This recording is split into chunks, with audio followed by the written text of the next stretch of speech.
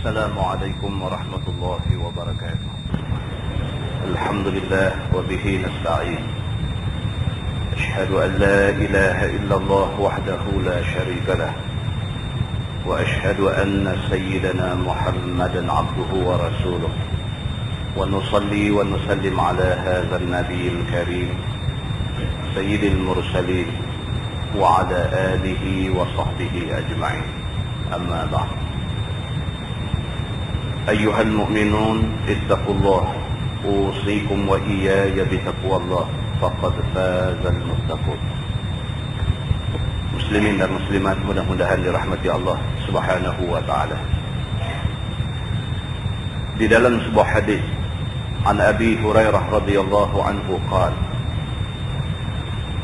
Zara an-nabiy sallallahu alaihi wasallam qabra ummih fabaka wa abka man hawlah. Faqala an-nabiy sallallahu alaihi wasallam: Ista'zantu rabbi fi an astaghfira laha, falam yu'zan li, wasta'zantuh fi an azura qabraha, fa'azina li, fazurul qubur fa'innaha tuzakkirul maut, atau kama qala. Hadis sahih riwayat Imam Muslim. Abu Hurairah radhiyallahu anhu menceritakan, kata dia, Nabi sallallahu alaihi wasallam menziarah kubur mak dia. Abu Hurairah cerita, dia kata Nabi sallallahu alaihi wasallam ziarah kubur mak dia. Fabaka, bila Nabi sampai di kubur, Nabi menangis. Nabi kita tahu, Nabi kehilangan bapa sewaktu Nabi masih dalam kandungan mak. Nabi lahir, umur masih budak, kecil lagi, mak pula sudah wafat. Jadi Nabi SAW pada usia, pada umur kecil sudah jadi yatim piatu. Apabila Nabi SAW sudah dilantik jadi Nabi, sebagai anak, Nabi SAW sudah tentu sangat rindu pada mak dan ayah dia. Maka Nabi SAW ziarah kubur mak dia. Bila sampai saja di kubur mak dia, kata Abu Hurairah, fabaka, Nabi menangis. Wa abka man hawlah, sahabat yang ikut Nabi dalam ziarah itu menangis, pakak-pakak menangis. Bila tengok Nabi menangis, tak boleh tahan, semua orang menangis. Macam kita lah, kita tengok macam mana susahnya mangsa tsunami di Aceh. Bila TV3 duk tunjuk pergi interview tanya tu, menangis, mereka menangis tu, kita jadi tak syok. Kalau kita tak menangis pun kita jadi ketak dada. Ini kan pula Nabi SAW, Nabi yang sangat disayang oleh sahabat-sahabat ni. Bila Nabi menangis, mereka menangis. Faqala Nabi SAW, Nabi bersabda, Nabi kata, Ista'zantu Rabbi fi an astaghfira laha. Nabi kata, aku minta dekat Tuhan aku agar diampunkan dosa mak aku. Mak Nabi SAW mati ketika Nabi masih kecil, dan dia tidak jadi orang Islam. Maka Nabi SAW mengenangkan mak dia sendiri, mak Nabi sendiri tidak mati di atas agama langit. Maka Nabi minta ampun kepada Allah Subhanahu wa taala untuk mak dia. Nabi minta, ya Allah, ampunkan mak aku. Falam yu'zan li, Tuhan kata dekat Nabi Muhammad, tak boleh. Mak kamu tidak mati di atas agama langit. Kamu nak minta ampun untuk dia lepas dia mati, tak boleh. Wasta'zantuh fi an azura qabraha. Maka Nabi minta izin kepada Allah nak ziarah kubur mak dia. Dan tengok yang kata Nabi ni. Yang kata Nabi SAW nak buat apa benda pun minta izin dengan Tuhan dulu. Nabi SAW tak berani nak buat satu benda pandai-pandai. Tak berani. Nabi nak buat minta green light daripada Tuhan dulu. Tuhan kata okey, dia buat. Kalau Nabi nak buat satu benda pun nak kena Tuhan kata okey baru nak buat. Kita boleh pandai-pandai buat benda kita suka. Tak boleh juga. Nabi SAW nak ziarah kubur mak dia. Minta dekat Tuhan dulu. Minta, ya Allah, izinkan aku nak ziarah kubur mak aku. Walaupun aku tak diizinkan untuk minta ampun bagi dia, aku nak minta izin nak pergi ziarah kubur dia. Fa'azina li. Nabi kata maka diizinkan bagi aku. Ziarah kubur mak, Allah kata okey. Fazurul kubur. Nabi kata oleh itu ziarahilah kubur. Nabi kata oleh kerana Allah izin aku ziarah kubur, aku nak seru hampa semua. Lama-lama sekali ziarahlah kubur. Fa innaha tuzakkirul maut. Nabi kata kerana dengan menziarahi kubur ni kita boleh ingat pada mati. Lebih-lebih lagi kita iringi mayat pergi ke kubur, kita tunggu sampai mayat dikebumikan, kita tengok macam mana mayat duk masuk dalam tu, dia insaf. Kita tahu tu yang duduk dalam kain kapan, yang duduk turun dalam liang tu orang kaya. Tapi hari ni dia balik menghadap Allah dengan kain putih 3 lai. Kita tengok tu insaf. Kita tahu yang mati tu kawan kita. Kita tahu yang mati tu adik-beradik rapat dengan kita. Baru semalam kita telefon dia. Tapi hari ni dia duduk dalam kain kapan, masuk dalam kubur. Benda-benda ni semua dia masuk dalam kepala kita. Dia masuk dalam hati kita. Dia ramai hati kita. Bagi kita ingat dekat Allah Subhanahu wa ta'ala. Maka Nabi kata, fazurul kubur. Ziarahilah kubur. Fa'innaha tuzakkirul maut. Kerana ziarah kubur boleh mengingatkan kita pada mati. Hadis itu hadis sahih riwayat Imam Muslim. Di dalam sebuah hadis lain riwayat daripada Ibni Buraidah an abihi qala Rasulullah sallallahu alaihi wasallam, nahaitukum an ziyaratil qubur fazuruha wa nahaitukum an luhumil adahi fawqa thalath fa'amsiku ma badalakum wa nahaitukum anin nabiz illa fi siqa fashrabu fil asqiyah kulliha wa la tashrabu muskira atau kama qala, hadis sahih riwayat Imam Muslim. Daripada Ibnu Buraidah radhiyallahu anhu, dia kata hadis ni dia dengar daripada bapa dia. Nabi SAW bersabda, Nabi kata nahaitukum an ziyaratil kubur. Nabi kata dulu aku pernah larang kamu ziarah kubur. Tuan-tuan, zaman Nabi sendiri dia ada pindaan terhadap beberapa hukum. Ada benda yang mula Nabi kata tak boleh, lepas Nabi kata boleh. Ada benda yang mula Nabi kata boleh, lepas Nabi kata tak boleh. So macam mana kita nak tahu benda tu lah ni boleh ke tak boleh? Kita kena belajar hadis, kita kena belajar Quran. Bila kita belajar Quran, kita belajar hadis, kita akan tahu. Ada ayat yang mulanya Tuhan turun, lepas tu turun ayat lain dia mansuhkan ayat hak mula. Ada hadis Nabi suruh, lepas tu Nabi sebut pula hadis lain memansuhkan suruhan yang mula. So benda ni kena belajar baru kita tahu. Kalau tidak, sekali lagi kita pergi bertengkar dengan orang dalam keadaan kita tak tahu. Kata benda hak kita duk pertahan tu sudah dimansuhkan. Kita tak mau pergi jadi macam ni. So kalau orang yang belajar agama, dia belajar dalam usul fiqh, dia ada nasikh mansuh.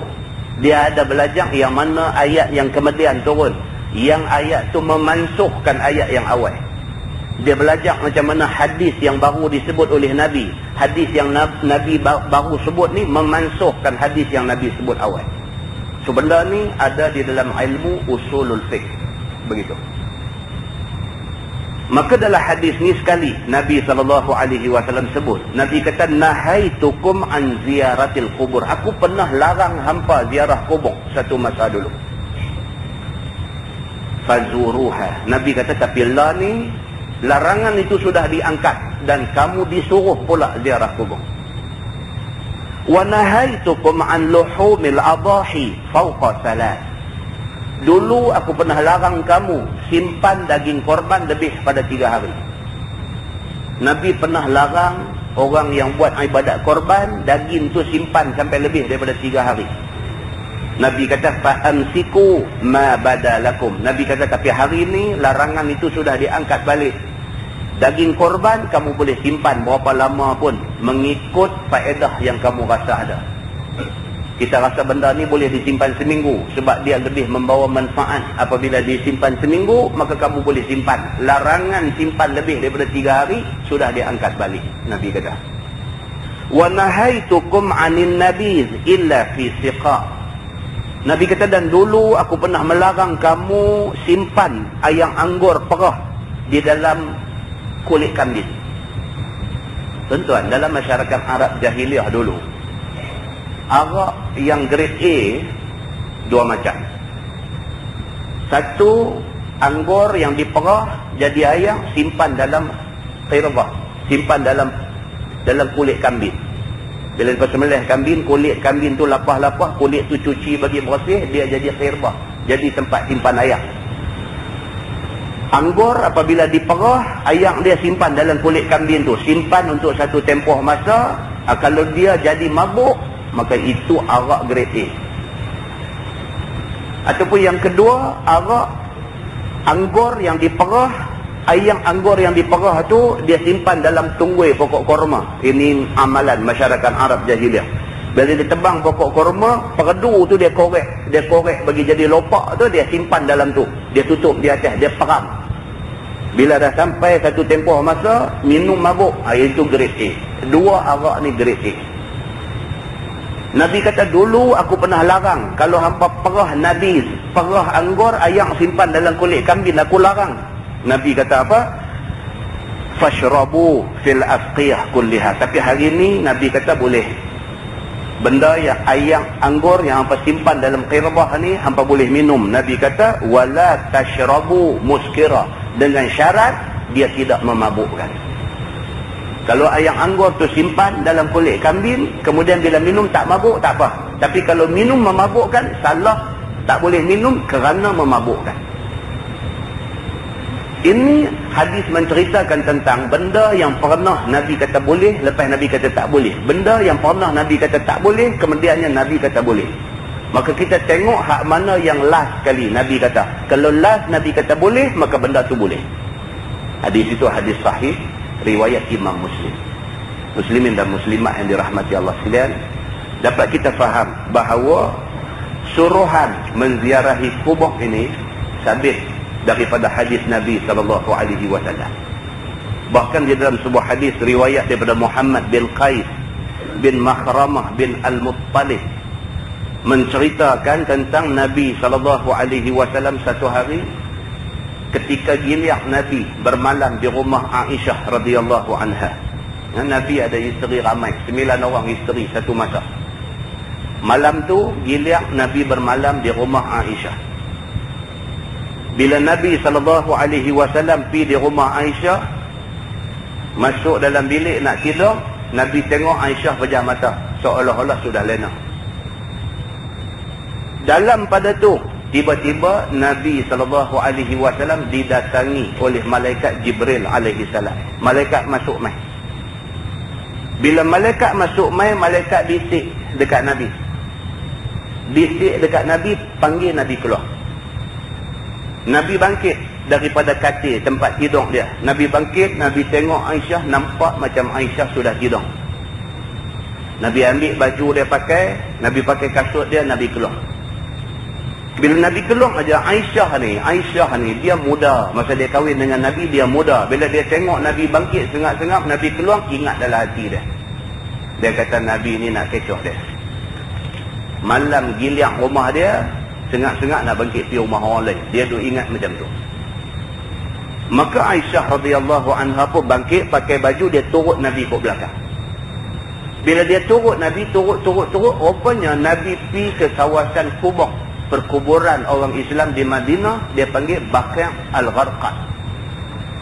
Dia tengok Nabi daripada jauh, nampak Nabi SAW pergi dekat kubur sana, tiba-tiba Nabi angkat tangan baca doa. 3 kali Nabi angkat tangan baca doa, Nabi angkat tangan baca doa, Nabi angkat tangan baca doa. Lepas Nabi pusing nak balik. Bila Nabi pusing nak balik, dia lari balik dulu. Bila sampai di rumah Nabi SAW masuk, Nabi nampak Aisyah ni penat. Dalam hadis tu dia kata apa? Faqala Nabi SAW, Nabi kata, "Ma laki ya Aish." Nabi kata, apa hal dengan hang ni wahai Aisyah? Hasyan Arabiyah. Nabi kata, aku nampak dada hang berombak. Apa pasal dengan hang ni? Qultu la syai'. Aisyah kata dekat Nabi, la syai', tak ada apa. Dia nak tipu Nabi. Nabi balik daripada kubur tu, sampai di rumah, nampak Aisyah ni penat-penat lah kawan kuntau balik saat ni. Takut Nabi tahu, kata dia duk edisi siasat. Bila tengok penat ni, Nabi tanya dia, "Ma laki ya Aish?" Nabi kata, apa hal dengan kamu ni wahai Aisyah? Dia jawab kata, la syai'. Dia kata, tak ada apa. Tak ada apa-apa. Qala Nabi SAW, Nabi kata kat dia, Nabi kata, la tukhbirini aw la yukhbirani al-latiful khabir.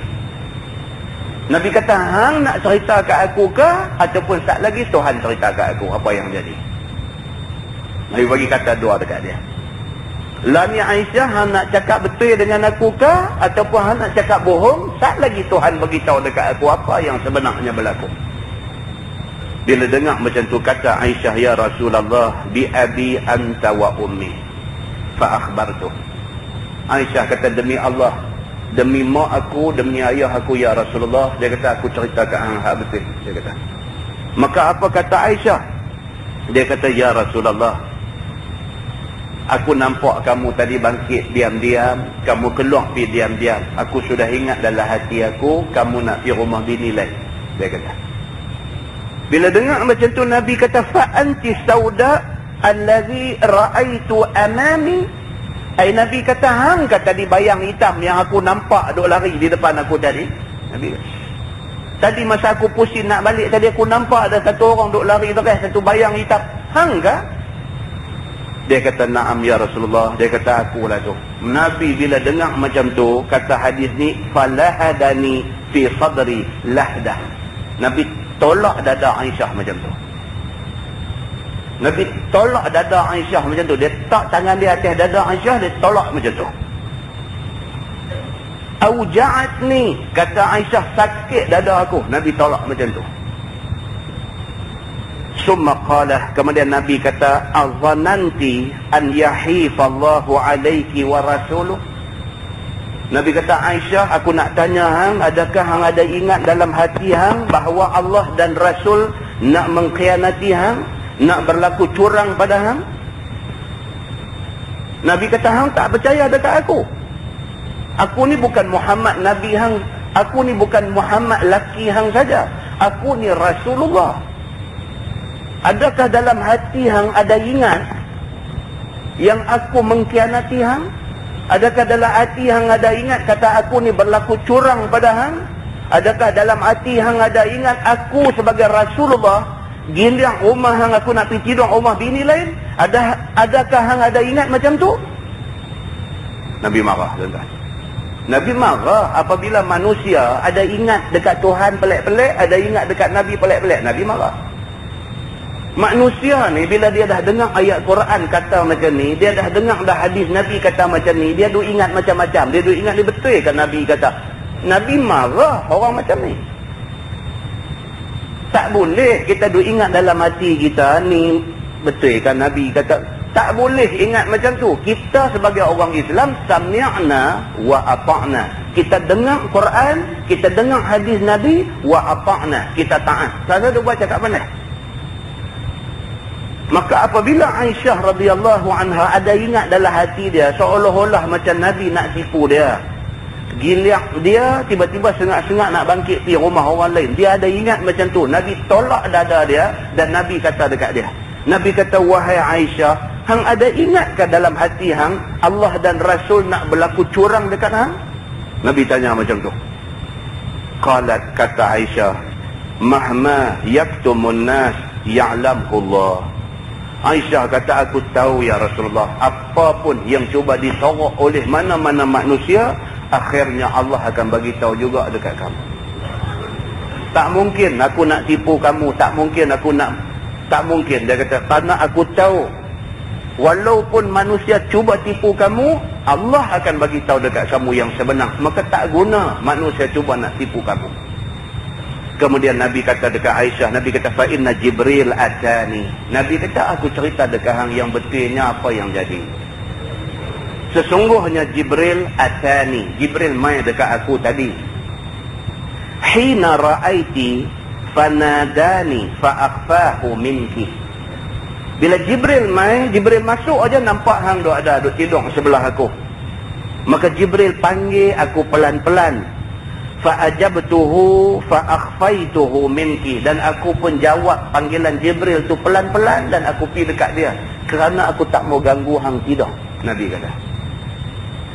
Cerita dia, Nabi kata macam ni. Waktu kita nak tidur tadi ni, Jibril mai nak jumpa aku. Jibril mai di pintu, nampak hang duk tidur sebelah aku. Hang dah buka tudung, hang dah buka baju dan sebagainya. Jibril bila tengok macam ni, Jibril back off. Dia undur ke belakang. Jibril, tuan-tuan, Allah tak bagi nafsu dekat dia, tapi dia menjaga adab dia.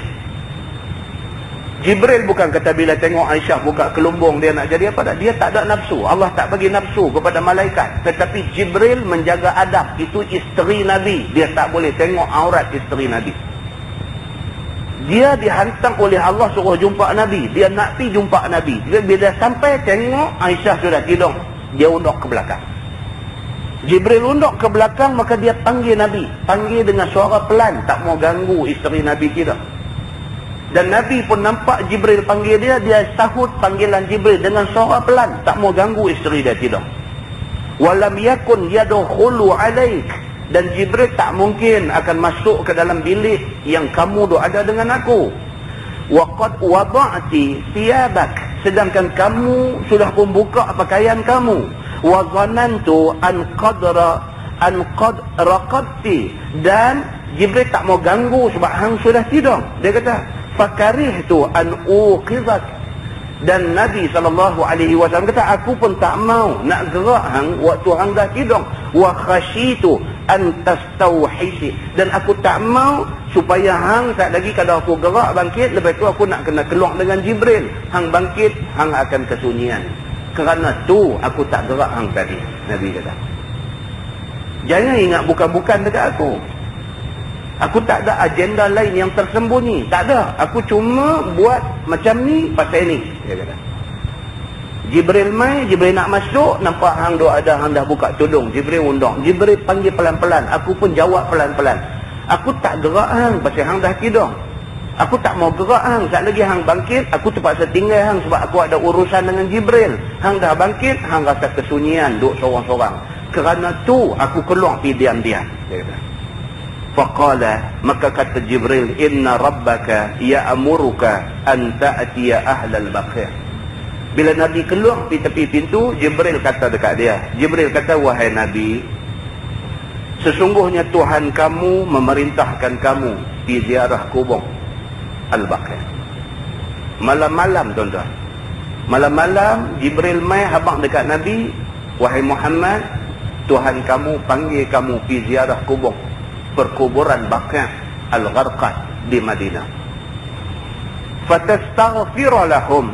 Tuhan suruh hang pi di kubur tu minta doa dekat Tuhan, minta Tuhan ampunkan dosa penduduk kubur. Qultu kaifa aqulu lahum ya Rasulullah. Jibril, Nabi SAW kata dekat Jibril, aku sampai di sana saat lagi, apa aku nak kata di sana ya Rasulullah? Ya Rasulullah maksudnya wahai utusan Allah. Jibril utusan yang Allah hantar jumpa Nabi. Nabi kata, wahai Jibril, aku sampai di kubur saat lagi, aku nak kata apa? Qala, kata Jibril, quli assalamu ala ahli diyari minal mu'minina wal muslimin. Bila sampai di kubur saat lagi, kamu ucapkan salam kepada orang mati yang ada dalam kubur. Kata dekat mereka, assalamu ala ahli diyar minal mu'minin wal muslimin. Ini satu riwayat. Dalam riwayat lain dia kata bagi salam, alaikas salam ya ahlad diyaril mu'minin. Yang tu pun boleh. Jibril kata, Tuhan suruh hang pergi kubur, sampai di kubur bagi salam. Bagi salam, assalamu ala ahli diyar minal mu'minin wal muslimin. Assalam, bagi salam, selamat ke atas penghuni kampung orang-orang yang beriman dan orang-orang Islam. Kemudian kata, yarhamullahul mustaqdimin wal mustakhirin.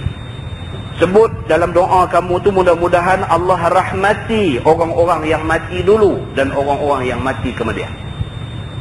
Minta di kubur, bila sampai minta doa, minta Allahumma yarhamullahul mustaqdimin wal mustakhirin. Minta supaya Allah rahmati orang yang mati ini, sama ada mati dah lama dah ataupun baru mati. Minta Allah bagi rahmat kepada dia. Tuan-tuan, kita bila sebut orang mati, kita disuruh sebut Allah yarham. Allah yarham. Maksudnya Allah rahmati dia. Bukan sebut almarhum. Almarhum tu tak tepat. Almarhum maksudnya orang yang mendapat rahmat Allah. Kita tak boleh sebut begitu, sebab kita tak tahu orang tu dapat tak dapat rahmat Allah. Kita disuruh sebut Allah yarham. Allah rahmati dia. Kita minta dekat Tuhan, ya Allah rahmati dia. Sebut arwah lagi tak betul. Arwah kawan saya, arwah tu maksud roh-roh, plural kepada roh. Roh maksudnya satu roh. Arwah maksudnya banyak roh. Arwah kawan saya maksudnya roh-roh kawan saya. Tak betul, tak kena. Bahasa tu tak kena. Kita sebut Allah yarham kawan saya. Mudah-mudahan Allah merahmati kawan saya yang dah meninggal ni. Allah yarham. Lagi satu salah yang masyarakat sebut apa? Dia sebut Allah yarhamah. Lagi salah yang tu. Dari segi Nahwu Arab, langsung salah langsung. Orang Arab kata khata awi-awi. Dia kata salah terang-terang. Kita tu sebut tu, orang perempuan kita kata Allah yarhamah. Laki-laki kita kata Allah yarham. Dah. Perempuan kan laki-laki kah? Allah yarham. Sama. Begitu. Baik. Jadi Nabi SAW dia sampai di kubur, Jibril kata doa, assalamu ala ahli diyar minal mu'minin wal muslimin. Lepas tu kata, wa yarhamullahul mustaqdimin wal mustakhirin. Minta supaya Allah rahmati orang yang mati dulu dan orang yang mati kemudian. Wa inna insya'allahu bikum lalahiqun. Sebut supaya sesungguhnya insya-Allah, jika diizinkan Allah, kami akan menyusul, kami akan turut kamu selepas ini. Bila sampai di kubur sebut macam tu, insya-Allah, jika diizinkan Allah, kita pun tak lama masuk situ juga, sama macam mereka. Hadis itu hadis sahih riwayat Imam Muslim. Muslimin dan muslimat yang dirahmati Allah sekalian, kesimpulan apa dia? Yang pertama, ziarah kubur tu disuruh oleh agama, sabit dengan hadis Nabi SAW. Yang kedua, bila ziarah kubur, satu doa kena baca. Yang pertama, bagi salam kepada penghuni kubur. Yang kedua, doakan supaya Allah turunkan rahmat kepada mereka. Dan sebut, insya-Allah kita satu hari akan menyusul mereka. Mudah-mudahan mukadimah itu memberi manfaat kepada kita semua, insya-Allah. Kita menggunakan Bahrul Mazi jilid 7. Bahrul Mazi jilid 7, muka surat 167. 167 kita masuk tajuk bab ma jaa fi salati 'ala al-janazah wasyafa'ati lil mayyit. Iaitu bab yang datang pada menyatakan semayang atas jenazah dan syafaat bagi dia. Syafaat maksudnya minta tolong untuk mayat ni. Ketahuilah saudaraku, telah lalu membicarakan semayang atas mayat di dalam beberapa masalah serta dengan dalilnya sekali. Kita dah baca banyak dah cerita tentang mayat ni. Dan pada bab ini ada hadis yang menunjukkan atas kelebihan semayang atas mayat dengan jamaah yang banyak. Ini pula kita nak tengok hadis. Nabi kata lagi ramai orang semayang untuk satu-satu mayat itu lebih baik. Pasal apa? Pasal dalam ramai-ramai itu ada orang yang mustajab doa. Jadi kalau 10 orang takut 10 tak mustajab doa, jadikan 20, jadikan 30, jadikan 90, jadikan 100 orang. Lagi ramai, lagi banyak kemungkinan ada orang yang mustajab doa dalam bilangan yang ada tu. Dia bukan tujuan ramai semayang untuk nak bermegah-megah. Nak abang kata kita orang terkenal, maka orang main semayang ramai. Bukan tujuan nak bermegah-megah. Bila ramai main semayang, tunjuk kata kita berani spend duit lebih, panggil banyak kereta main semayang. Bukan tujuan itu. Tujuan dia lagi ramai semayang, lagi memungkinkan ramai orang yang mustajab doa ada dalam kumpulan yang semayang jenazah ni. Maka itu tujuan dia. Maka hadis telah dikeluarkan oleh At-Tirmizi. Kata dia, an Marsid bin Abdullah Al-Yazani radhiyallahu anhu qala, kana Malik bin Hubairah idza shalla ala janazah fataqalla an-nasu 'alayha jazza'ahum thalathata ajza'. Diriwayatkan daripada Marsid bin Abdullah Al-Yazani. Kata dia adalah seorang sahabat Nabi SAW. Nama dia Malik bin Hubairah radhiyallahu anhu. Apabila semayang dia atas satu jenazah, maka nampak ia sikit orang yang semayang itu. Maka membahagi-bahagikan ia akan mereka itu menjadi 3 bahagi, serta dijadikannya mereka itu 3 saf. Ini sahabat Nabi yang bernama Malik bin Hubairah. Bila ada satu kematian, orang main semayang tak ramai. Sekira-kira kalau dibariskan jadi satu saf saja, tak ramai. Saf macam Masjid Jelutong ni panjang, daripada ujung balik sana ke ujung balik ni, satu saf saja, tak ramai. Maka Malik bin Hubairah, sahabat Nabi ni, bila dia tengok tak ramai, dia panggil bagi jadi 3 saf. Kalau satu saf ni kata ada 30 orang, dia buat bagi jadi 10, 10, 10. Buat bagi jadi 3 saf. Begitu. Itu yang dia buat. Lalu sembahyang berjamaah dia bersama dengan 3 saf itu. Maka dia buat sembahyang mayat itu dalam keadaan 3 saf. Saf pendek-pendek tapi jadikan 3 saf. Malik bin Hubairah dia buat macam tu. Baik. Telah bersabda, summa qala, dia kata, qala Rasulullah sallallahu alaihi wasallam, man shalla alaihi thalathatu sufuf faqad awjab. Kata dia, kemudian berkata Malik bin Hubairah, telah bersabda Nabi sallallahu alaihi wasallam, barang siapa semayang atas mayat itu 3 saf, maka sesungguhnya wajib ampun dan wajib syurga. Malik bin Hubairah ni, bila dia tengok orang nak main semayang ni ada sikit, kalau disusun jadi satu saf saja, dia panggil, dia buat bagi jadi 3 saf. Bila dia buat bagi jadi 3 saf, sekali dengan dia beritahu dekat mereka, dia kata Nabi SAW ada bersabda, Nabi kata, man shalla alaihi thalathatu sufuf, barang siapa yang mati dan disembahyangkan oleh 3 saf, dia kata, faqad awjab, maka sesungguhnya wajib ke atas mayat itu mendapat keampunan dan mendapat syurga Allah. Nabi ada kata macam tu, pasal itu aku buat macam ni. Tuan-tuan tengok yang kata sahabat Nabi, ingat Nabi kata apa, macam Nabi kata tu dia buat. Begitu. Maka kata At-Tirmizi, dan pada bab ini ada riwayat daripada Siti Aisyah dan Ummi Habibah dan Abi Hurairah dan Maimunah isteri Nabi SAW. Banyak orang meriwayatkan hadis yang sama macam ni. Maka katanya lagi, bermula hadis Malik itu ialah hadis yang hasan. Dan satu lagi hadis dikeluarkan oleh Imam At-Tirmizi. Kata dia, an Aisyah an Nabi SAW qal la yamutu ahadun minal muslimin fatusalli alaihi ummatun minal muslimin yablughuna an yakunu mi'ah fayashfa'u lahu illa syuffi'u fihi.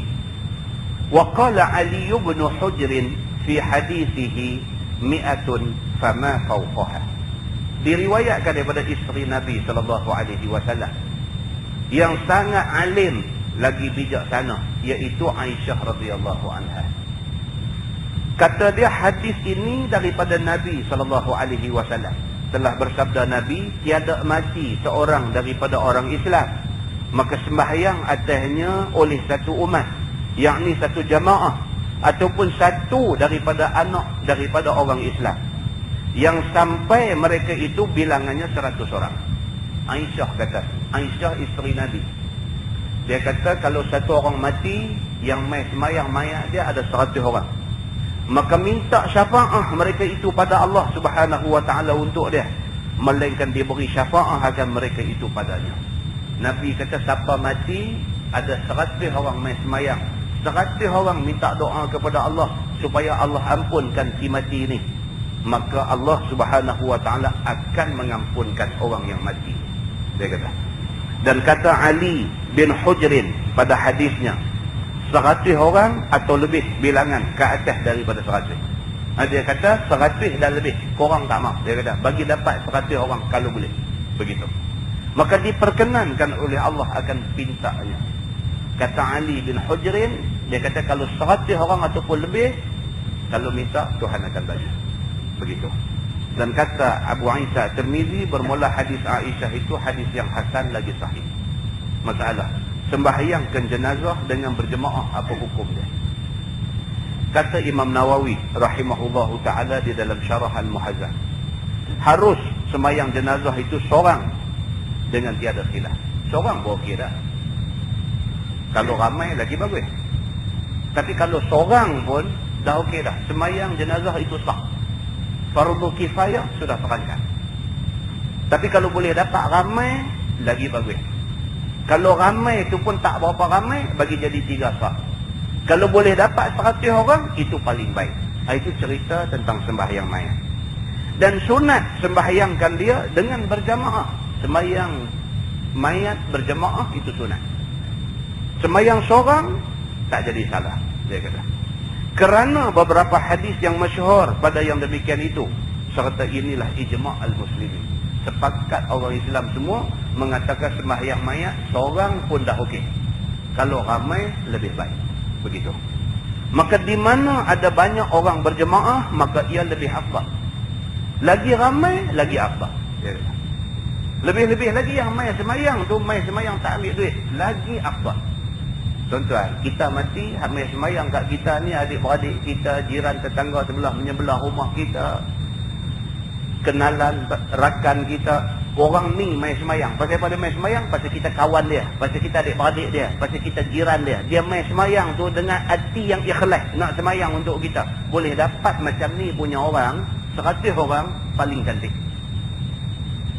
Bukan mai kerana bagi duit, bukan mai kerana panggil nak bagi upah, bukan mai kerana tu, tapi mai pasal apa? Pasal kawan dia. Mai pasal apa? Pasal adik-beradik dia. Mai pasal apa? Pasal jiran dia. Mai pasal apa? Pasal dia kenal kawan yang mati ni. Macam ni punya orang mai sembahyang mayat kita, lagi cantik. Lagi cantik. Pasal apa? Pasal dia mai ikhlas kerana Allah Subhanahu wa ta'ala, kerana menghargai persahabatan dia dengan kita. Yang ni lagi cantik, dia kata. Kerana hadis Malik bin Hubairah dan hadis Siti Aisyah dan lain seperti yang di atas tadi. Masalah, dia kata jenazah 3 saf. Kata Imam Nawawi rahimahullahu ta'ala dalam Syarah Al-Muhazzab, disunatkan ada saf-saf sembahyang jenazah itu 3 saf atau lebih. 3 saf tu korang-korang, lebih tak apa, dia kata.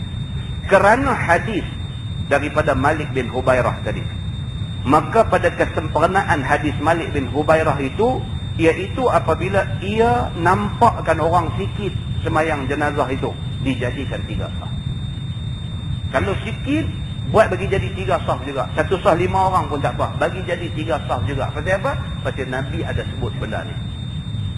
Kalau ramai, lebih daripada 3 saf itu tak ada apa-apa. Korang-korang bagi jadi 3 saf, dia kata. Masalah, jika sembahyangkan jenazah itu beberapa orang perempuan, adakah perlu berjamaah? Kalau orang perempuan nak sembahyangkan jenazah ni, adakah perlu berjamaah? Dia kata. Kata Imam Nawawi rahimahullahu ta'ala dalam Syarah Al-Muhazzab, orang-orang perempuan jika ada serta mereka itu laki-laki, maka sembahyanglah perempuan akan jenazah dengan dengan menjadi makmum dan imamnya orang lelaki-lelaki. Yang tu clear. Kalau orang lelaki-lelaki ada, orang lelaki-lelaki jadi imam, orang perempuan jadi makmum sembahyang jenazah. Benda tu bulan lepas pun dah clear dah. Dan jika perempuan serta perempuan saja, tak ada lelaki-lelaki, maka telah berkata Imam Asy-Syafi'i dan Al-Ashab dan Sahibul Muhazzab, disunatkan sembahyang perempuan itu menunggal, yakni seorang-seorang dia. Tapi kalau perempuan saja yang nak sembahyang ni, orang lelaki-lelaki tak ada, maka disunatkan sembahyang seorang-seorang. Disunatkan sembahyang masing-masing, tak ada imam.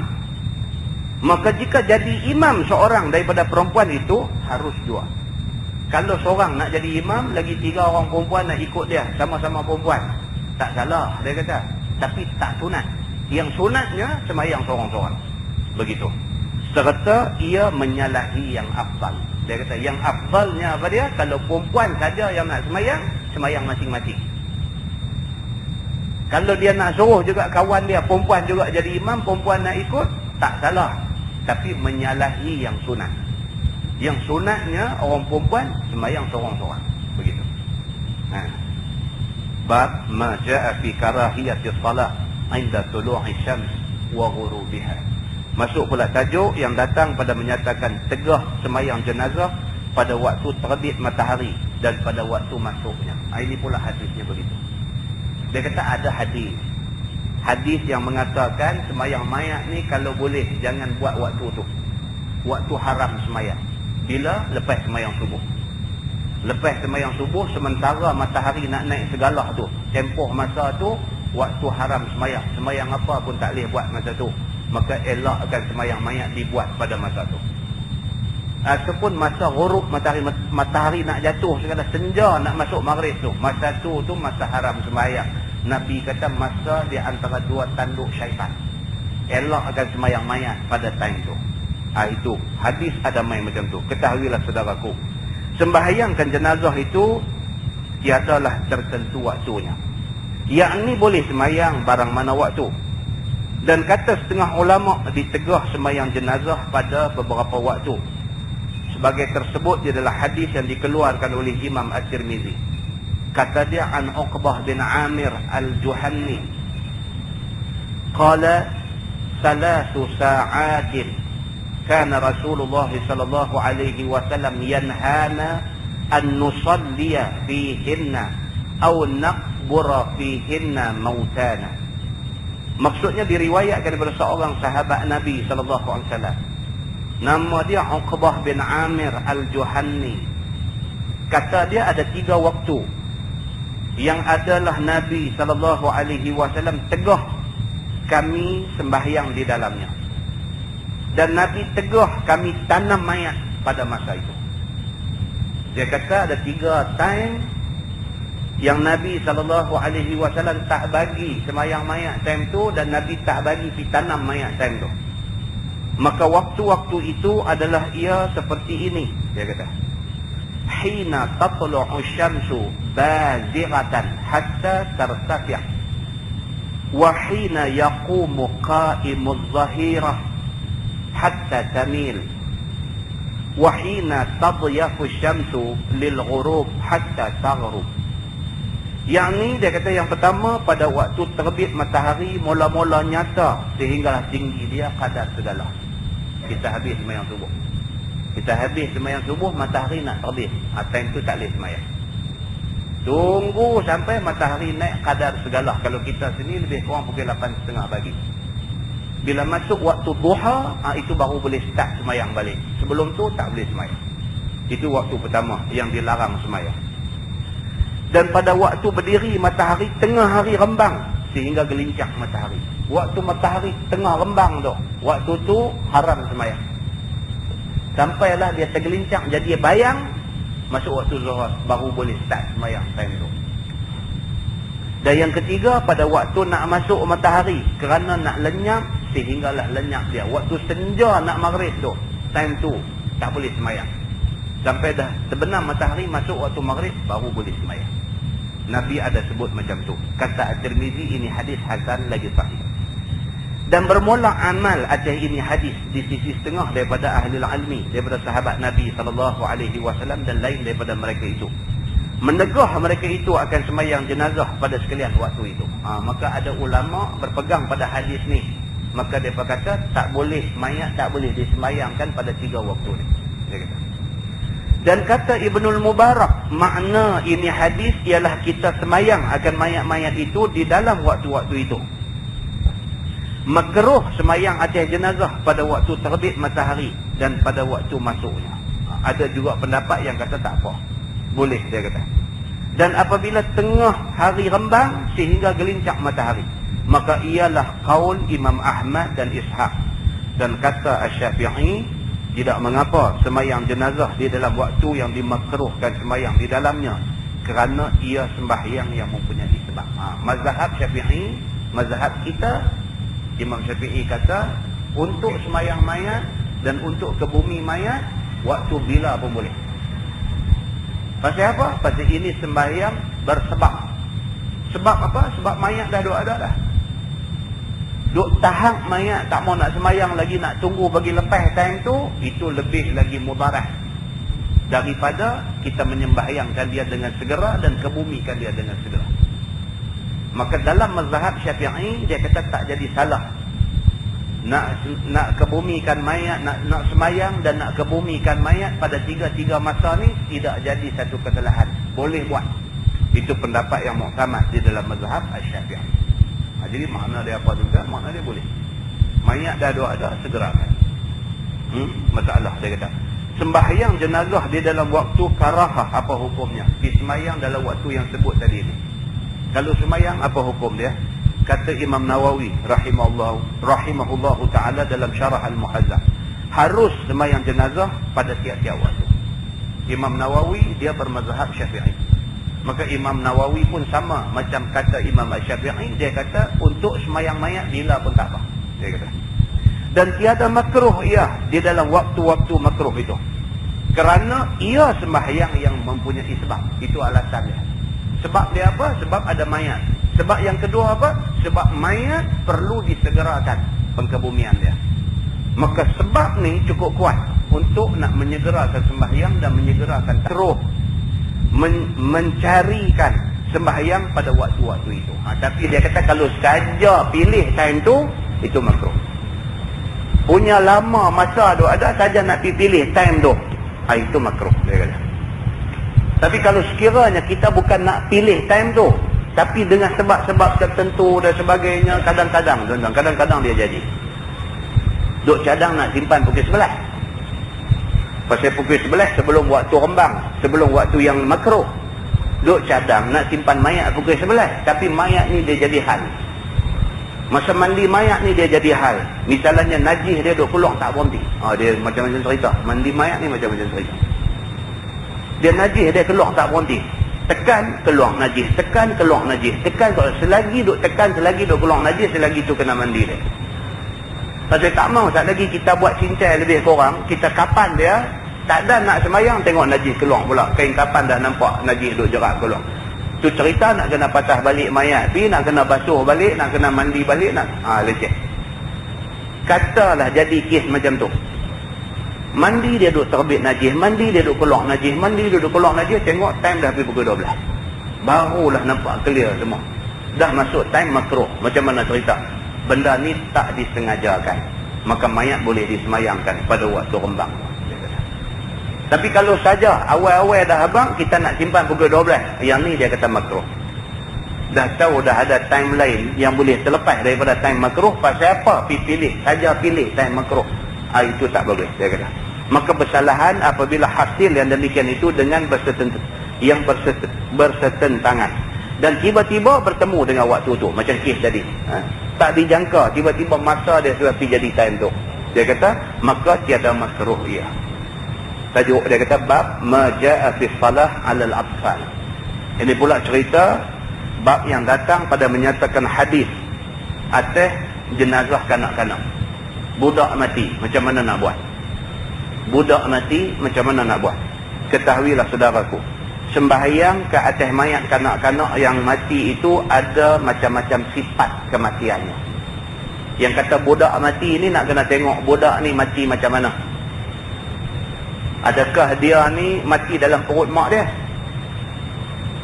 Dan janin tu tak keluar. Kalau mati dalam perut mak dan janin tak keluar, memadai dengan mandi mayat mak dia dan semayang mayat mak dia saja. Dia kira sekali dengan mak dia. Itu satu kes. Kes yang kedua, mak dia beranak mai kat dia. Mak dia beranak mai kat dia, keluar-keluar dia riau. Ada kot dalam 10 second, lepas tu sengap. Doktor cek-cek, doktor kata mati. Macam mana cerita budak ni? Ada mayat keluar-keluar mai, riau dah apa dah, tapi nampak tangan bergerak sikit. Bergerak sikit tu, lepas tu sengap. Doktor cek-cek, doktor kata mati. Macam mana pula mayat macam ni? Suara tak ada, tapi anggota ada nampak bergerak. Macam mana pula mayat ni? Ada pula yang keluar-keluar daripada perut mak, suara pun tak ada, tangan pun tak, apa pun tak ada. Keluar-keluar mai tu memang duk sengap dah. Doktor cek-cek, doktor kata dah mati. Macam mana pula dengan mayat budak ni? Macam mana pula orang perempuan mengandung tak tahu sampai kandungan dah 8 bulan, dah 8 bulan setengah, 9 bulan. Tiba-tiba keguguran. Tiba-tiba keguguran. Pasal apa? Dia naik kereta dengan laki dia.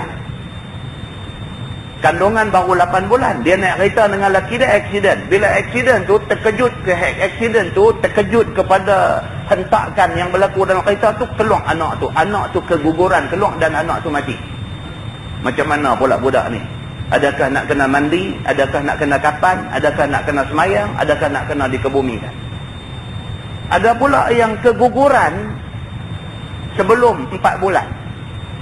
3 bulan keguguran, keluar mai rupa pun tak ada lagi misalnya. Macam mana pula nak buat dengan budak jenis macam ni?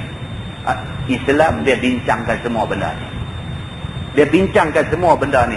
Bukan sahaja bincang dari segi patut semayang ke tak patut semayang ke atas mayat yang macam ni, tetapi dia bincang adakah perlu mandi, adakah perlu kapan, adakah perlu semayang, adakah perlu dikebumikan di tanah perkuburan, ataupun pakai pi kambuh mana-mana tempat yang dikira selamat saja. Selamat daripada binatang buas saja. Ini dia ada perbincangan dia tu. Baik, dia kata setengah sifat. Ketahuilah saudaraku, sembahyang kanak-kanak yang mati itu ada macam-macam sifat kematian dia. Setengah sifat tidak disembahyangkan dan setengah sifat disembahyangkan. Ini nak kena tengok. Semuanya menurut hadis dan menurut sebagaimana faham ulama pada hadis yang menjadi tempat mereka mengambil dalil. Tuan-tuan, lagi sekali kita peringatkan. Benda ni benda agama. Benda agama tak boleh ikut orang dulu buat macam mana. Benda agama kena tengok hadis kata macam mana. Pasal ini benda agama. Orang yang paling tua dalam agama ialah Nabi Muhammad SAW. Kalau kita kata orang tua-tua dulu buat, orang tua-tua tu siapa? Nabi Muhammad paling tua dalam agama yang kita duk ikut lah ni. Maka ikut Nabi Muhammad itu ikut orang tua-tua. Kerana dia yang paling tua di dalam syariat yang kita duk belajar lah ni. Begitu. Baik, maka ini hadis menunjukkan atas budak itu disuruh semayang apabila mati ia. Ini dia kata dia nak main satu hadis, Nabi bagi tahu budak kalau mati kena disembahyangkan dia. Wajib disembahyangkan pada dia. Iaitu hadis yang dikeluarkan oleh Imam At-Tirmizi. Kata dia Anil Mughirah bin Syu'bah anna an-nabiy sallallahu alaihi wasallam qala ar-rakibu khalfal janazah wal mashi haitsu syaa'a minha wat-tiflu yusalla alaih. Dia kata diriwayatkan daripada seorang sahabat Nabi sallallahu alaihi wasallam yang bernama Al-Mughirah bin Syu'bah radhiyallahu anhu. Kata dia bahawasanya Nabi sallallahu alaihi wasallam bersabda, bermula orang yang menunggang di belakang jenazah dan yang berjalan kaki ialah sekira-kira kehendaknya, dan kanak-kanak yang mati itu disembahyangkan atasnya. Nabi kata begitu. Nabi kata budak-budak mati kena semayang untuk mayat dia. Begitu. Kata At-Tirmizi ini hadis hasan lagi sahih. Dan bermula amal atas hadis ini di sisi setengah daripada ahli ilmi daripada sahabat-sahabat Nabi SAW dan lain daripada mereka itu. Kata mereka itu disembahyangkan atas kanak-kanak jika menjerit ia pada waktu, jika menjerit tu potong perkataan tiada. Dia tersilap tu. Jika menjerit ia pada waktu beranak, kemudian daripada diketahui akan dia bahawa ia dijadikan. Dia kata. Dan ialah perkataan Imam Ahmad dan Ishaq. Ini dia nak cerita detail. Bab ma jaa fi tarki salah 'alal janin hatta yastahillah. Itu bab yang datang pada menyatakan meninggalkan semayang atas anak kecil sehingga keriau ia pada masa keluar dia daripada perut mak dia. Hadis ni pula dia nak beritahu ada budak yang dilahirkan tak payah semayang untuk dia, kecuali apabila dia dilahirkan ada bunyi suara keriau, lepas itu dia mati, maka dia mesti disembahyangkan. Ketahuilah saudaraku, ini hadis yang menunjukkan atas anak kecil yang tiada hidup semasa keluar dia daripada perut mak dia itu, maka tiada disalatkan dia, dan tiada mengambil pesaka ia, dan tiada dipesakai ia. Budak kecil beranak mai dah mati dah.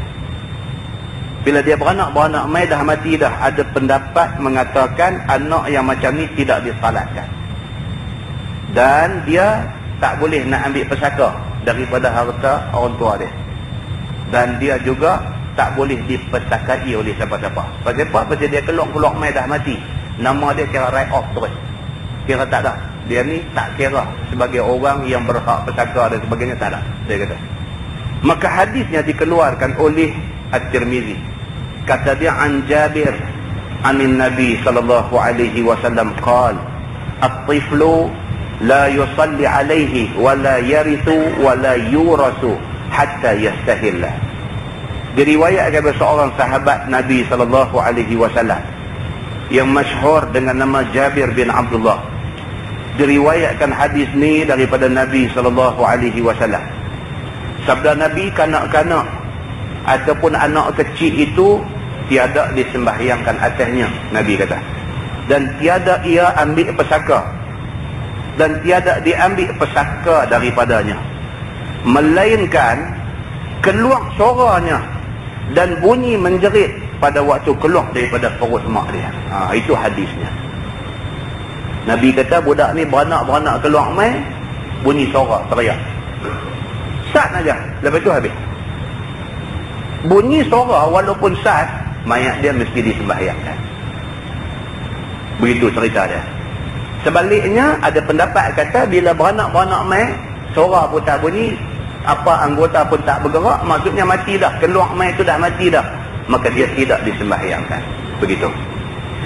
Kata At-Tirmizi, bermula ini hadis sesungguhnya telah muttarib orang padanya. Hadis muttarib ni maksudnya hadis yang bermasalah.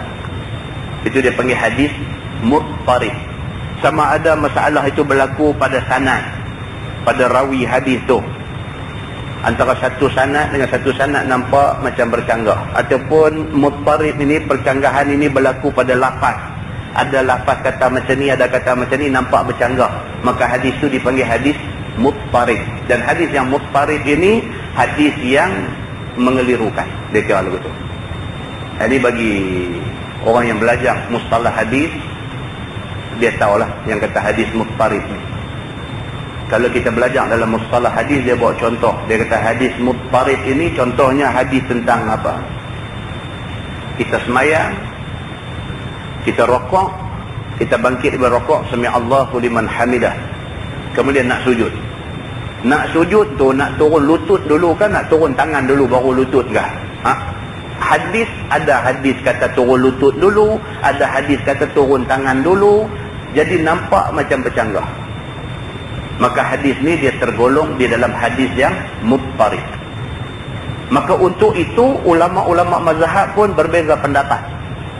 Macam mazhab Syafi'i, dia kata daripada duduk berdiri nak sujud tu sunat lutut dulu, baru tangan, baru dahi. Itu mazhab Syafi'i. Tapi mazhab Hanafi, mazhab Abu Hanifah, dia kata turun tangan dulu, baru lutut, baru dahi. Cuma tak ada mazhab yang kata turun dahi dulu. Yang tu tak ada. Yang tu karut, yang tu tak ada. Dia timbul perbezaan pendapat ni pasal hadis ni lah. Pasal hadis ni hadis yang muttarib, hadis yang agak mengelirukan dari segi sanad dan matan. Itu maksudnya hadis muttarib. Kata At-Tirmizi, hadis yang kita baca tadi adalah hadis yang muttarib. Dia kata Dan katanya riwayat yang mauquf daripada Jabir itu lebih asah daripada hadis yang marfu' daripadanya, dia kata. Dan sesungguhnya telah berjalan setengah daripada ahli ilmi kepada ini hadis. Kata mereka itu tiada disembahyangkan ke atas mayat budak kecil, melainkan kalau keriau ia pada masa beranaknya. Sama macam tadi juga. Dan ialah perkataan Sufyan Ats-Tsauri, dan inilah perkataan Imam Asy-Syafi'i. Imam Asy-Syafi'i pun macam tu. Kalau beranak-beranak mai ada bunyi suara ataupun anggota ada bergerak, dia dianggap sebagai orang yang diberi peluang hidup saat lepas itu mati, maka mayat dia disembahyangkan. Banyak cerita entah. Hari itu saya kuliah di Masjid Padang Temusu, Sungai Tani. Malam tu ada satu mayat budak baru lahir kan. Jadi agak jadi macam tak puas hati pihak bapa budak yang mati ni. Bila dia nak buat main masjid, dia nak simpan malam tu juga. Lepas Aisyah tu dia nak simpan. Jadi tu imam kata tak payah semayang, terus pergi tanam. Jadi pak dia ni rasa macam macam mana mayat anak saya dia tak mau semayang dia gitu. Macam kita lah, macam kita tu sebut banyak kali dah yang orang duk marah saya ni kan. Bila pergi simpan tu tak pakai bersila atas kubur buat talqin ni, mereka tak puas hati semua. Mereka tak puas hati semua. Macam mana ni mereka kata sampai tak buat langsung ni, sampai mereka mau hampak tikang duduk bersila tu baru berasa macam mayat tu tanam. Kalau tak buat macam tu berasa macam tak tanam tu. Macam ni lah kes dia. Bila anak ni mati, anak ni beranak keluar mai dah mati dah. Bila anak yang beranak keluar mai ni beranak keluar mai dah mati dah, mayat tu tak wajib disembahyangkan. Jadi tu imam ni faham, dia mengaji sekolah agama, dia bukan imam biasa, dia mengaji sekolah agama. Saya pergi mengajar di masjid dia, kalau saya baca baris, kalau salah pun dia boleh tegur. Dia punya pandainya ilmu nahwu Arab ni sampai macam tu. Jadi dia orang yang berilmu. Jadi bila family ni main ni, dia kata tak payah sembahyang lah. Pasal apa? Anak ni beranak keluar mai 8 bulan. Tak cukup bulan. Jadi keluar dah mati lah. Dia kata kalau lu tu terus pergi kubur simpan lah. Pak ni jadi macam mana? Dia kata ni tu imam tak mau semayang mayat anak saya ni. Tak puas hati. Kebetulan kita ada kuliah malam tu, kita pun turun nak balik. Pak dia di bawah nu tahan ni tanya. Dia kata ni apa? Ustaz ni saya tak puas hati apa? Dia kata tu imam tak mau semayang mayat anak saya. Tak puas hati. Kita kena tanya dia balik lah. Kita kata anak beranak bila? Dia kata tadi lah. Jadi macam mana lepas pada beranak tu, macam mana dia hidup kan? Dia dah ni 8 bulan beranak, dia kata. 8 bulan beranak, lepas keluar hidup ke tak? Dia kata keluar mati dah lah, dia kata. Tapi cukup anggota, dia tu cakap yang tu. Dia kata cukup anggota semua komplit, dia kata. Ni yang tak saya yang tak puas hati, saya tak mau semayang ni. Tu nak naik angin lah tu.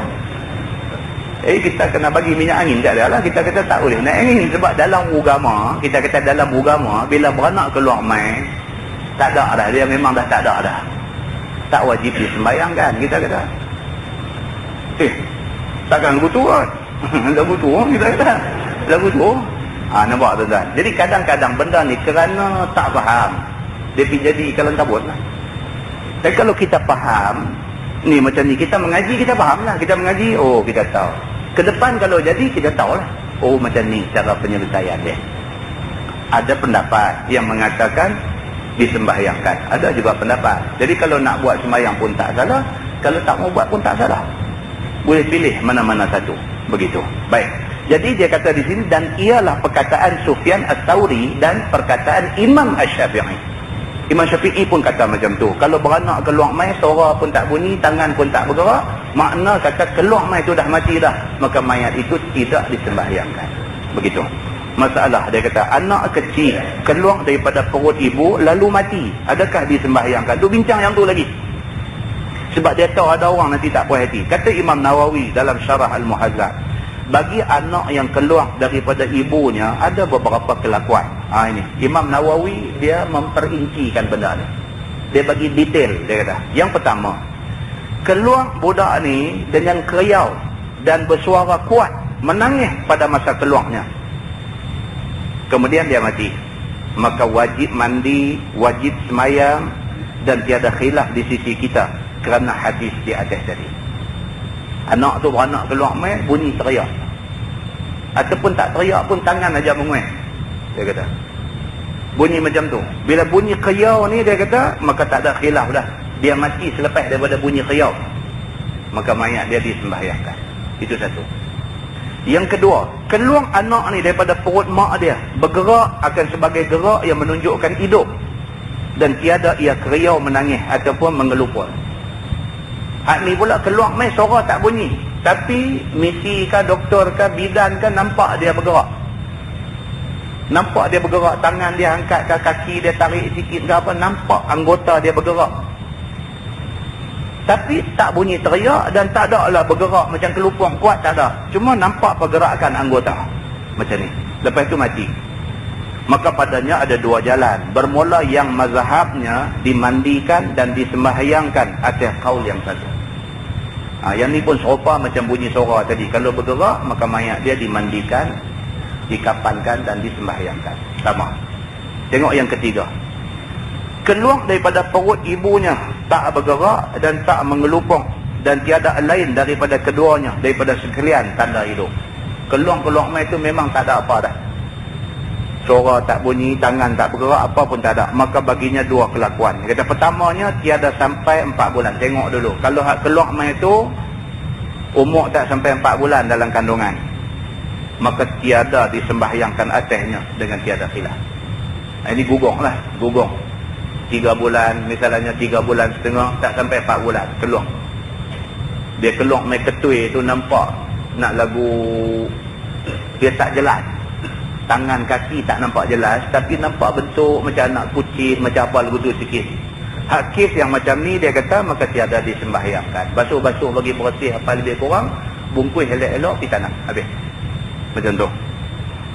Dan pada mandinya dua jalan. Yang mazhabnya tiada dimandikan. Tak payah mandi macam mandi mayat. Basuh saja. Basuh bagi bersih benda yang keluar tu. Basuh bagi bersih. Bungkus di tanah. Habis. Dia kata, itu. Dan keduanya, kalau sekiranya yang keluar daripada perut ibu tu 4 bulan, maka padanya 3 qaul. Yang sahihnya, lagi yang mansusnya di dalam kitab Al-Um, dan kebanyakan kitab dalam mazhab Asy-Syafi'i, wajib mandi. Dan tiada wajib sembahyang. Kalau kandungan yang keluar tu lebih daripada 4 bulan. Maksudnya apa tuan-tuan? 4 bulan roh dah ditiupkan. Lebih pada 4 bulan, 5 bulan, 6 bulan kandungan tu keluar. Maka kandungan yang keluar ni wajib dimandikan macam mandi mayat. Cuma tak wajib disembahyangkan. Mandi, pergi tanam. Baik. Itu semua. Wajib mandi dan tiada wajib sembahyang atasnya, dan tiada harus pula kerana bab mandi itu lebih luas, dan kerana dimandikan demi dan tiada disembahyangkan atasnya itu. Maksudnya mandi sahaja dan tiada wajib disembahyangkan. Begitu. Baik, masalah dia kata anak keguguran tak cukup bulan, adakah ditanamkan dia? Beranak keluar mai tak cukup bulan, adakah mayat ni nak kena pergi tanam di kubur? Begitu.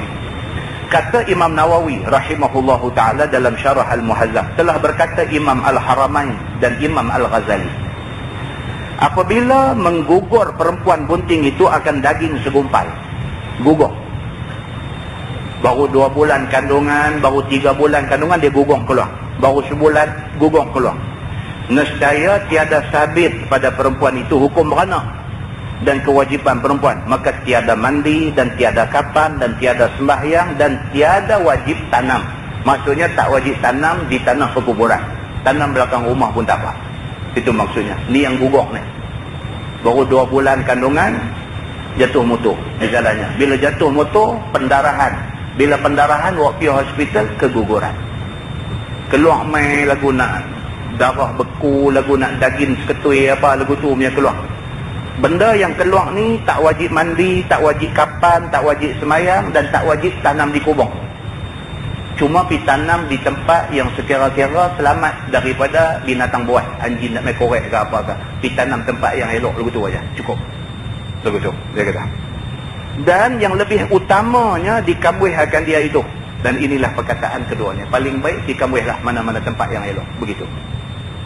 Dan begitu juga telah berkata Al-Baghawi, apabila digugungkan oleh perempuan yang bunting itu akan segumpai darah ataupun daging yang tiada zahir padanya satu daripada rupa kejadian anak Adam. Keluar mai daging segetui, tak nampak lagu orang pun. Daging segetui lagu tu aja bersalut dengan lendiak-lendiak macam tu aja keluar. Maka tiada baginya mandi dan tiada baginya kapan, dan dikambuh sebagaimana kambuh darah laki-laki apabila bercanduk sahaja. Dia kata keluar mai pun macam darah segumpai lagu tu aja. Maka ambil dia pergi kambuh lagu tu saja. Macam mana kita pergi kambuh darah orang laki-laki tu bekam darah kotor apa semua, pergi buang kambuh lagu tu. Macam tu saja pergi buat dia. Begitu uraian dia. Kemudian bawah tu dia ulang benda yang sama. Ulang benda yang sama. Bawah tu pun last kali pun sama juga, anak keguguran daripada perut ibu, adakah disembahyang? Ulang lagi sekali benda yang sama. Tuan-tuan tengok bawah. Bab ni pendek kita baca. Bab ma jaa fi salah 'ala al-mayyit fil masjid. Ni cerita mayat sembahyang di masjid. Adakah mayat sembahyang di masjid ni sunnah Nabi ataupun tak? Ada beritahu yang tu. Telah datang ia pada menyatakan sembahyang atas mayat di masjid. Ketahuilah kiranya saudaraku, sembahyangkan jenazah dalam masjid itu telah bersalah-salahan ulama padanya. Bab mayat wak mai sembahyang di masjid pun ada beza pendapat di kalangan ulama. Kata setengahnya harus dan sunat pula, dan kata setengahnya makruh. Ada dua pendapat. Satu pendapat dia kata mayat wak mai sembahyang di masjid sunat pula lagi. Dia kata bagus mai sembahyang di masjid ni. Ada pendapat dia kata makruh, baik sembahyang di rumah terus di kubur sana. Begitu. Maka ulama yang mengatakan sunat itu berpegang kepada hadis yang dikeluarkan oleh Imam At-Tirmizi. Kata dia an Aisyah radhiyallahu anha qalat shalla Rasulullah sallallahu alaihi wasallam ala Suhail bin Bayda fil masjid. Maksud dia diriwayatkan daripada isteri Nabi yang bernama Aisyah radhiyallahu anha. Kata dia telah sembahyang Nabi SAW atas jenazah Suhail bin Bayda di dalam masjid. Ada hadis. Aisyah kata satu sahabat nama dia Suhail. Apabila Suhail mati, Nabi suruh buat main masjid. Nabi sembahyang mayat dia di masjid. Jadi ulama yang berpegang kepada hadis ni, mereka kata mayat sembahyang di masjid sunat. Pasal apa? Pasal Nabi ada buat pada mayat Suhail bin Bayda. Begitu. Dan kata At-Tirmizi ini hadis hasan dan bermula amal atas ini hadis di sisi setengah daripada ahli ilmi. Dan kata Imam Asy-Syafi'i, telah berkata Imam Malik. Imam Syafi'i dia anak murid Imam Malik. Kata Imam Syafi'i, berkata Imam Malik, tiada disembahyangkan atas mayat di masjid. Imam Malik dia dengan fatwa dia. Dia kata mayat sembahyang di rumah terus sana. Tak disuruh bawa mayat ke masjid. Itu Imam Malik. Ini khilaf di kalangan ulama mazhab. Imam Malik bukan calang-calang orang, tuan-tuan. Dia sampai hari ini disebut sebagai Imam Madinah. Imam Malik ni Imam Madinah dia ni. Kita dah cerita dah warak Imam Malik ni. Warak Imam Malik ni dia mengajar di Masjid Nabawi. Dia tak duduk atas bangku. Orang tanya dia, wahai imam, pasal apa tak mau duduk atas bangku? Duduk atas bangku orang belakang boleh nampak muka. Imam Malik jawab apa? Dia kata mana mungkin aku nak duduk atas bangku, kaki aku duduk berjuntai turun, sedangkan di sana ada makam kekasih aku. Imam Malik. Anak murid nak tengok muka dia, nak tengok dia buat cengih kening naik apa semua macam mana, nak tengok, minta suruh dia duduk atas platform tinggi sikit. Apa jawab Imam Malik? Dia kata mana mungkin saya nak duduk atas bangku, kaki juntai turun ni, sedangkan makam kekasih aku di sana. Dia tengok Masjid Nabawi, makam tepi itu aja. Dia rasa dia duduk juntai kaki ni macam tak hormat Nabi. Dia rasa warah, tuan-tuan. Dan Imam Malik, Imam Madinah ni, Imam Malik ni, dia seumur-umur hidup dia tak pernah naik kenderaan di atas bumi Madinah. Unta ke, kuda ke, keldai ke apa, dia tak pernah naik atas kawasan Madinah. Dia tak naik. Pasal apa? Pasal dia tak mau. Dia kata kuku menatang yang dia naik tu duk injak bumi, yang dalam bumi tu ada simpan jasad Rasulullah SAW. Warah.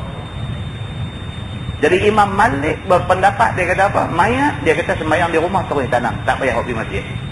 Maka pendapat dia wajar dihormati. Imam Syafi'i anak murid dia, tapi Imam Syafi'i pula bila dia jumpa hadis ni, dia kata apa? Dia kata mayat sunat, dia kata sembahyang di masjid. Kita tak boleh kata Imam Syafi'i betul, Imam Malik tak betul. Kita tak boleh kata Imam Malik betul, Imam Syafi'i tak betul. Dua-dua pun orang hebat, dua-dua pendapat mereka mesti dihormati. Siapa rasa sesuai dengan apa yang Imam Malik kata dia boleh pegang, siapa kata dia sesuai dengan apa yang Imam Syafi'i kata dia boleh pegang. Dan benda ni tak ada bawa dosa apa-apa. Dia nak semayang mayat di rumah terus pergi tanam pun boleh. Dia semayang di rumah lepas tu nak main semayang di masjid terus pergi tanam pun boleh. Dia nak terus main masjid semayang di masjid baru pergi tanam pun boleh. Tidak menjadi satu masalah benda tu. Pasal apa? Masing-masing mempunyai sandaran hadis masing-masing. Ini cerita dia. Jadi Imam Syafi'i dia tahu guru dia Imam Malik pendapat macam tu, tapi dia pendapat macam ni. Pasal apa? Pasal dia jumpa hadis yang kita baca tadi. Hadis yang menceritakan Nabi sembahyangkan mayat seorang sahabat yang bernama Suhail bin Baidah. Nabi sembahyangkan di masjid. Maka dia kata sembahyang mayat di masjid itu sunat. Dia kata begitu. Dan telah berkata Imam Syafi'i disembahyangkan atas mayat di dalam masjid. Imam Syafi'i kata begitu. Sembahyang di masjid bagus. Dan mengambil hujah ia dengan hadis tadi. Dia kata masalah sembahyangkan mayat di dalam masjid, apa hukum dia? Kata Imam Nawawi rahimahullahu ta'ala, bermula sembahyangkan mayat dalam masjid itu sah, lagi harus. Imam Nawawi kata main mayat sembahyang di masjid ni sembahyang tu sah. Kalau di rumah sembahyang pun sah. Sembahyang di masjid ke di rumah boleh buat belakang, tiada makruh padanya, bahkan sunat. Imam Nawawi setuju dengan pendapat Imam Syafi'i. Dia kata sunat mayat sembahyang di masjid. Telah menerangkan sunatnya di dalam masjid itu oleh Syekh Abu Hamid Al-Asfiraini, Syekh Al-Ashab, dan Al-Bandaniji dan Sahibul Hawi, dan Al-Jurjani dan lainnya. Ini semua nama-nama ulama. Tuan kalau nak ambil salah satu daripada nama ni, buh nama anak pun tak ada salah apa. So ini nama ulama yang terkenal dulu. Al-Jurjani, Al-Bandaniji, ini nama-nama dia. Dan inilah mazhab kita. Dan telah menghikayatkan akan dia oleh Ibnul Munzir daripada Abi Bakar As-Siddiq dan Umar Al-Khattab, dan ialah mazhab Aisyah dan sekalian isteri Nabi SAW dan lain daripada mereka itu daripada sahabat Nabi radhiyallahu anhum, dan Ahmad dan Ishaq dan Ibnu Munzir dan lain daripada mereka itu daripada fuqaha. Ramai orang yang berpendapat mayat sembahyang di masjid sunat. Ramai Abu Bakar As-Siddiq, Umar Al-Khattab, Aisyah isteri Nabi, semua pun berpendirian mengatakan mayat kalau buat main masjid sembahyang itu sunat, itu bagus. Pasal apa? Lagi ramai orang boleh sembahyang untuk dia. Di rumah kita macam duk kata lah, nak boleh isi berapa orang kalau nak sembahyang. Kalau buat main masjid boleh ramai orang lagi sembahyang. Dia balik kepada hadis tadi ni, dia kata apa? Lagi ramai, lagi bagus. Maka wakmai di masjid ini dipersetujui oleh ramai sahabat Nabi, isteri-isteri Nabi, dan juga fuqaha, dia kata ahli-ahli fiqh, dan setengah ashab Malik, dan sebahagian daripada orang yang mengikut mazhab Maliki. Mazhab Imam Malik pun setuju mayat dibawa ke masjid untuk disembahyangkan, dia kata. Dan kata Imam Malik dan Imam Abu Hanifah makruh sembahyang atas jenazah di masjid. Imam Malik dan Imam Abu Hanifah mazhab Hanafi pun dia kata makruh sembahyang di masjid. Rumah terus kubur. Alasan dia apa? Segerakan mayat dikebumikan. Itu alasan yang kuat juga. Jadi ini perbezaan pendapat di kalangan ulama, yang perbezaan ini tidak menunjukkan satu betul satu salah. Sebaliknya dua-dua betul. Begitu. Baik, dan bermula dalil sekalian mazhab ini telah disebutkan oleh Imam An-Nawawi di dalam kitab Majmu'. Nak tengok apa hujah Imam Hanafi, nak tengok apa hujah Imam Malik, nak tengok apa hujah Imam Syafi'i, ada di dalam kitab Majmu'. Kitab Majmu' ditulis oleh Imam An-Nawawi.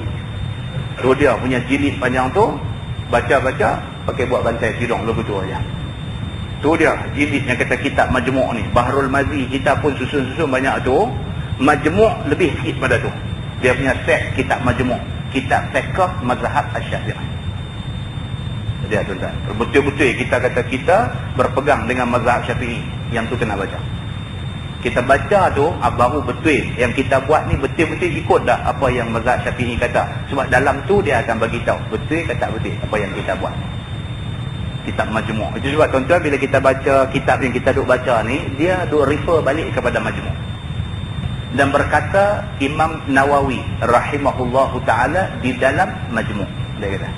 Dan berkata Imam Nawawi rahimahullahu ta'ala di dalam, dia bawa main kitab apa yang kita selalu jumpa ni.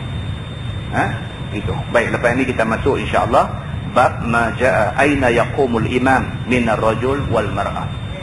Lepas ni kita akan tengok pula satu bab, bila semayang mayat, imam nak berdiri tang mana.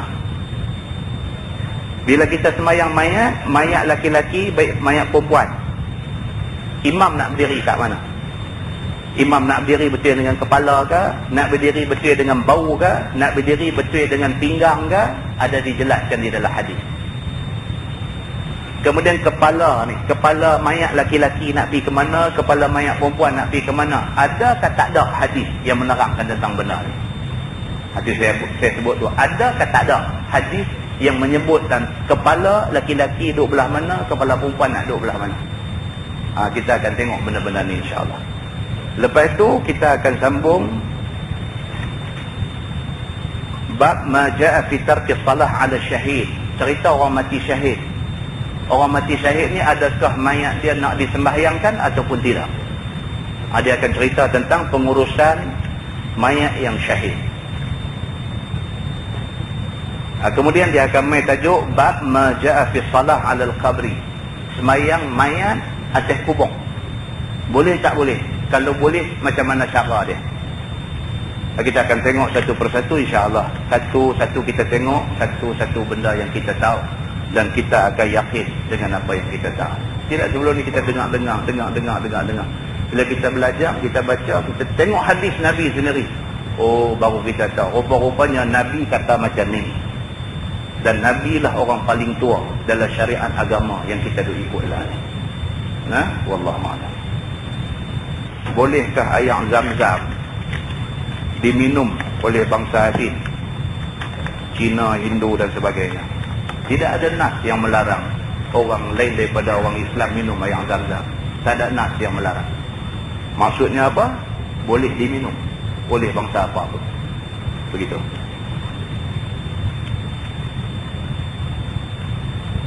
Bolehkah kita membuat bahan bacaan mengenai artikel Astura Jabat, sedangkan ulama tidak setuju dengan beliau punya tulisan?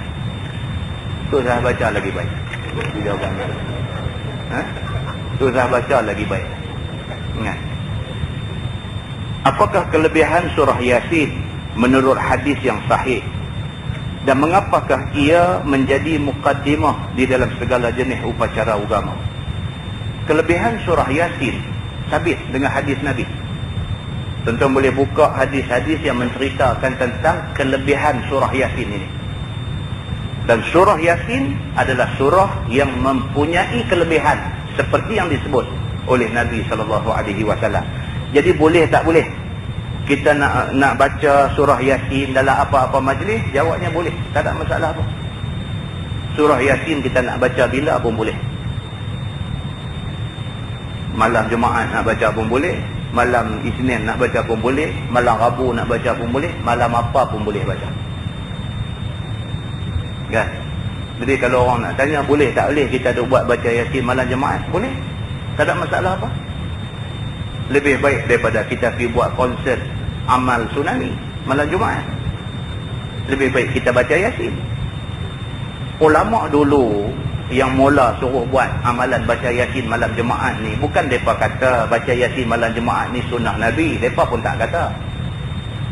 Mereka tak kata ada hadis suruh baca Yasin malam Jumaat. Mereka pun tak kata. Cuma mereka berpendirian, daripada seminggu tak baca langsung, kita ambil satu malam untuk baca. Malam tu mereka pilih malam Jumaat. Itu saja cerita dia. Itu saja cerita dia. Jadi kalau nak buat baca Yasin malam Jumaat pun boleh. Tapi kalau malam Jumaat tu ada ceramah agama, kita postpone malam esok, malam Sabtu kita buat baca Yasin pun boleh. Tapi kalau ada pula orang kata tak boleh, malam Sabtu tak boleh, kena buat malam Jumaat juga, ini tak boleh. Sebab baca malam apa pun boleh Yasin. Itu cerita dia. Larangan duduk di atas kubur itu adakah dimaksudkan atas batas kubur ataupun seluruh kawasan perkuburan? Minta penjelasan. Bab ni akan datang. Kita akan baca detail. Kita akan baca detail yang kata haram duduk atas kubur tu macam mana. Adakah haram duduk ragas duduk atas batas itu? Batas itu duduk ragas duduk leceh lah. Itu bukan batas ubi kayu. Kita akan belajar esok yang kata kubur ni apabila dikebumikan mayat, hak nak timbun tu berapa tinggi dia. Dia ada cerita dia. Nak pergi timbun sampai jadi macam batas ubi kemili tu boleh tak boleh. Dia ada cerita dia. Dia ada cerita dia. Yang cerita lepas dah ke bumi pergi duk kepak pokok kemboja pacak di atas tu ada tak ada sumber daripada hadis serubat macam tu. Dia ada cerita dia. Bila kita baca ni, saya akan baca tuan-tuan, saya tak akan masuk pendapat saya akan baca. So jangan marah saya. Kalau marah makna kita marah hadis yang kita baca. Sebab saya baca, itu kena faham, saya membaca kitab. Kalau kitab ni bawa main hadis kata benda ni boleh, makna benda ni boleh. Kalau kitab ni dia bawa main hadis kata benda ni tak boleh, makna benda ni tak boleh. Benda ni boleh atau tak boleh bukan Ustaz Samsuri kata, tetapi Nabi yang sebut di dalam hadis dia. Jadi tolong jangan marah saya. Tolong jangan marah saya. Itu sebab saya selalu cakap, kalau ada kitab ni lebih baik. Sebab tuan-tuan boleh semak bila saya baca, tuan-tuan boleh semak tengok dia saya tambah ke ataupun saya baca kitab. Bila kita tak ada kitab, jadi kita duk ingat kata dia duk mereka. Yang ni yang jadi tak bagus. Maka terfitnahlah saya dalam bab ni. Jadi kita kena faham benda ni Nabi kata ke ustaz kata. Kalau Nabi kata, siapa kita ni nak pergi argue apa yang Nabi kata? Kita ni siapa? Ini kita kena faham. Baru tadi kita abang Imam Malik nak duduk atas bangku di Masjid Nabawi pun tak sanggup.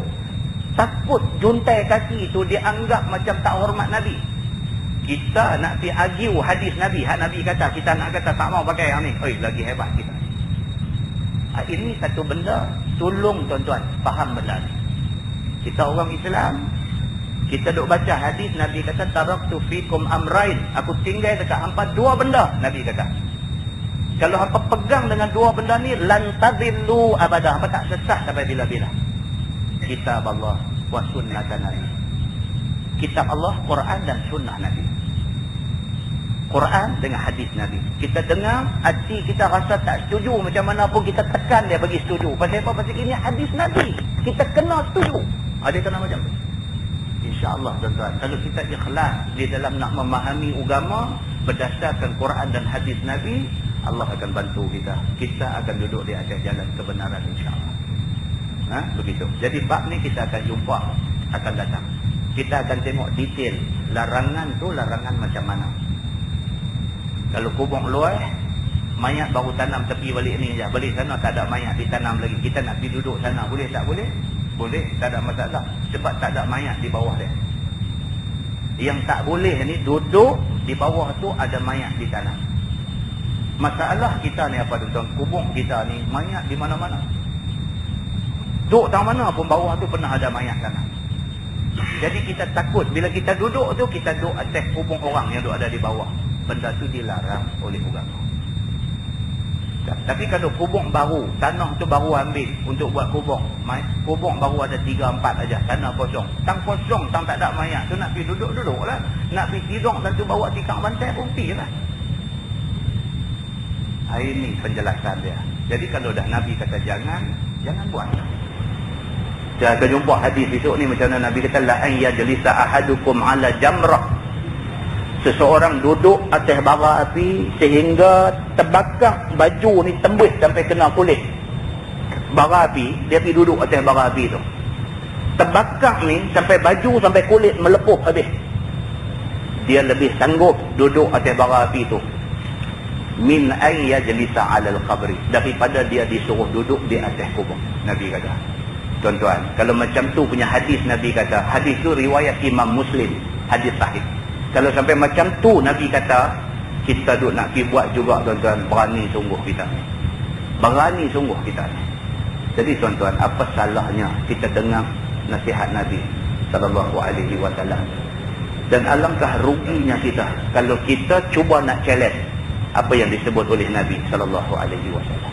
Mudah-mudahan Allah lindungi kita daripada tersilap di dalam melakukan apa-apa. Yang baik itu daripada Allah, yang tak baik silap saya. Kita sambung dengan tasbih kafarah dan suratul Asr. Subhanallah wa la ilaha illallah. Astaghfirullah. Bismillahirrahmanirrahim. Wal 'ashr innal insana illa alladhina amanu wa 'amilus salihati wa tawassaw bil haqqi. اللهم صل على محمد في الأولين والآخرين وسلم رضي الله تبارك وتعالى عن سادتنا أصحاب سيدنا رسول الله أجمعين. بسم الله الرحمن الرحيم. الحمد لله رب العالمين حمدا يوافي نعمه ويكافئ مزيده. يا ربنا لك الحمد كما ينبغي لجلال وجهك الكريم وعظيم سلطانك. رضينا بالله ربا وبالإسلام دينا وبمحمد نبيا ورسولا. اللهم افتح علينا فتوح العارفين وارزقنا فهم النبيين بجاه خاتم المرسلين. اللهم فقهنا في الدين وعلمنا التأويل واهدنا صراطك المستقيم. اللهم أرنا الحق حقا وارزقنا اتباعه وأرنا الباطل باطلا وارزقنا اجتنابه. اللهم اجعل جمعنا جمعا مرحوما وتفرقنا من بعده تفرقا معصوما. وصلى الله على محمد وعلى آله وصحبه وسلم والحمد لله رب العالمين. السلام عليكم.